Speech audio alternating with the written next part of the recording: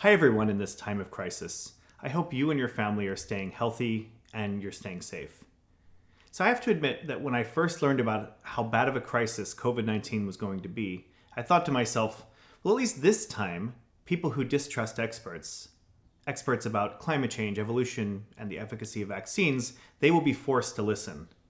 But I was wrong and I should have known better. A recent study has now confirmed what's been reported by polling organizations, and that's that concern about COVID-19, actions being taken to mitigate COVID-19, and even trust in scientific experts about the disease has become politically polarized. We see this, of course, all the way at the top. Until a few days ago, President Trump has repeatedly downplayed the crisis and offered his own intuitions in the place of expert judgments. Now, why should I have known better? Well, my research group and several others have been studying this issue, the issue of politically polarized science, for a long time.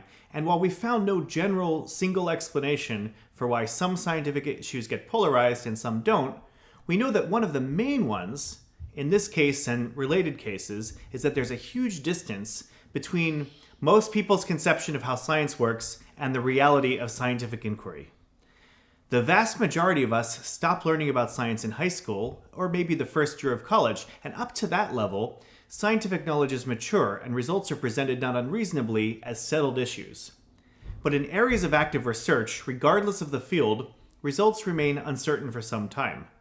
And this is the reality of the process of scientific inquiry, which looks a lot different from the science that we learn in school. So what we found in our work is that when people are presented with scientific uncertainty, those without a sophisticated understanding of science align their beliefs with political ideology and not expert opinion. COVID-19 presents us with a really intense case of this phenomenon. Until a few months ago, nothing at all was known about the coronavirus that causes the disease, and even to this day, very basic facts about the spread of the infection remain unknown. And as a result, the state of the science is far more uncertain than even something like climate change.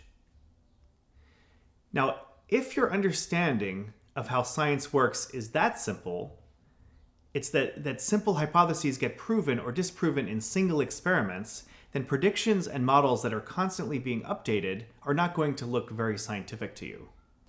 And in these cases, people tend to follow the direction of their political tribe rather than what the experts are telling them. So what can be done to fix this problem?